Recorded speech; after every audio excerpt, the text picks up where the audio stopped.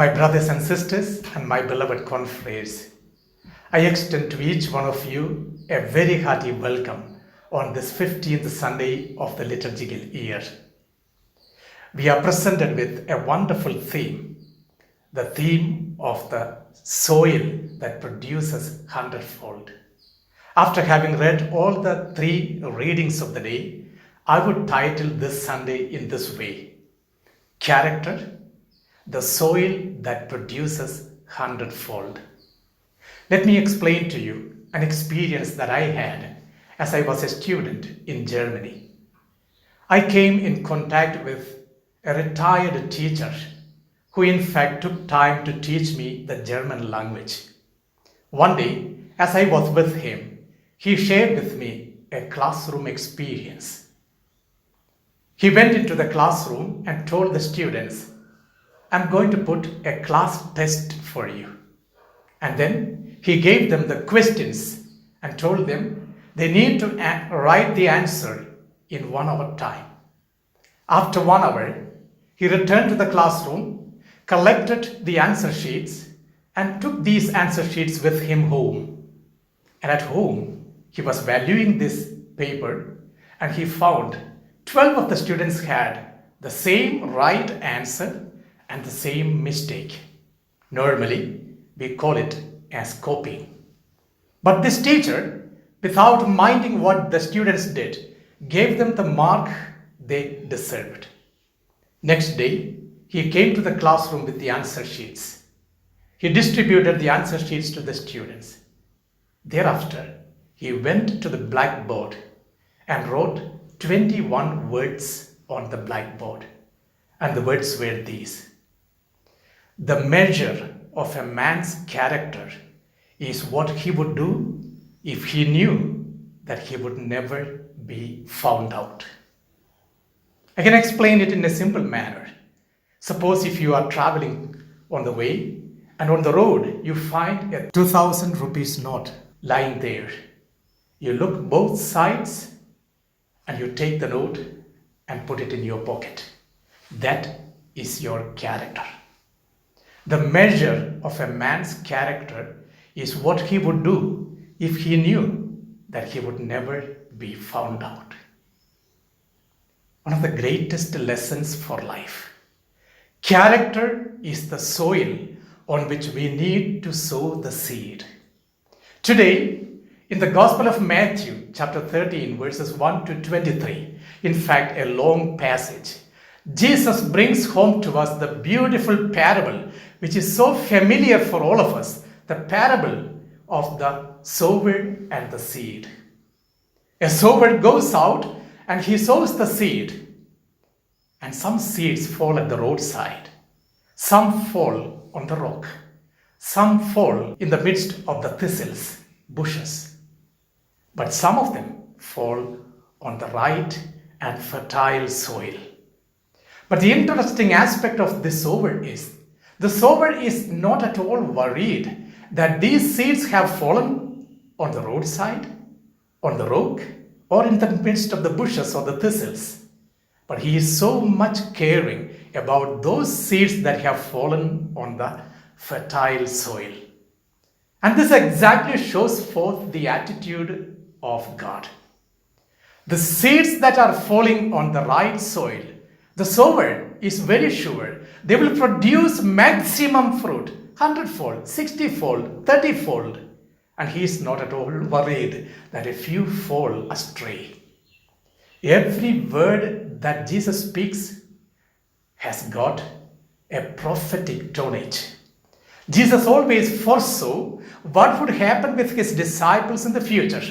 And this is exactly what happened thereafter. After his resurrection, when Jesus was no more physically with them, the disciples were dissipated. Persecutions came on their way. Many of them fell at the roadside. Some of them, although immediately very passionate, had not been very responding thereafter. Some, due to the persecutions and the sufferings, gave up their faith. But a few went ahead and produced the effect so well, 100-fold. We have today, therefore, the faith that we carry along with us. I was just wondering, my brothers and sisters, how beautifully the Lord brings home to us our own personal human tendencies. What are these seeds that fell at the roadside? You look at a little child going with her dad to a marketplace, sees a man sitting at the roadside and selling a candy. The focus of the market is taken away from the child's attention. Instead, the candy becomes prominent for the child. Very often, this candy becomes a temptation for us too. It's not only about the small children. Most of us have this temptation to be distracted from the priorities that we set on our focus. Secondly, what are these seeds that fell on the rock or the soil that had no depth? These are people who accept faith very fast. For example, in the context of a relationship, we begin with the immediate impulses, the external beauty of the companion or the friend that we choose, or the immediate qualities of that person. For example, she is able to sing well, he is able to speak well, he is very humorous. All these aspects are sometimes impulses that make us to enter into a relationship. But in the context of time, in the course of time, we find that there are also weaknesses along with these external aspect of a person's character. We should really realize depth is necessary for relationship to grow. What about my commitment to my God? Am I merely impulsive in my faith, or am I committed to it in spite of the externalities that I find therein? Thirdly, what are these seeds that have fallen in the midst of the thistles or the bushes? They are the ones who bring us most difficult times of our life forward.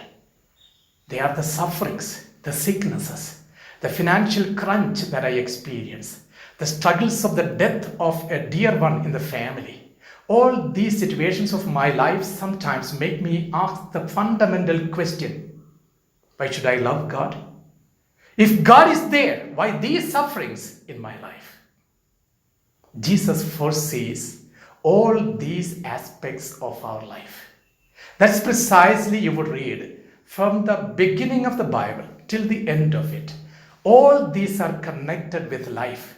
Prophet Hosea, in today's first reading, brings home to us a beautiful example. He says, just as the rain and snow fall from heaven and do not return, instead they produce the best harvest because of the effect of the rain, so also the word of God that comes into my life should be alive and life-giving.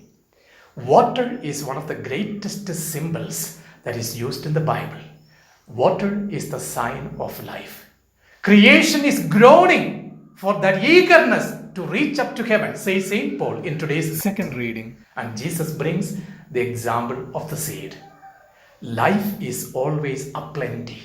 It is given to us in a platter to live it out.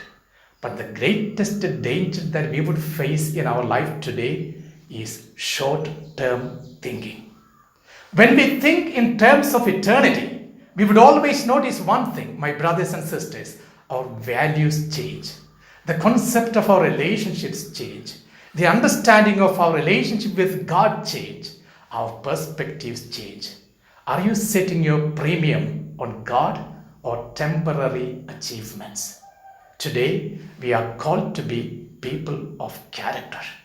The measure of a man's character is what he would do if he knew that he would never be found out. Are we that soil that produces 100-fold in life? Are we giving our best to our families, to people who come in contact with us? What is the quality of our relationship with one another, in the family, in the religious community, and in the society? When we see people suffering around us today, especially due to this pandemic, are we more human in our approach to the other, or are we more eager to safeguard ourselves?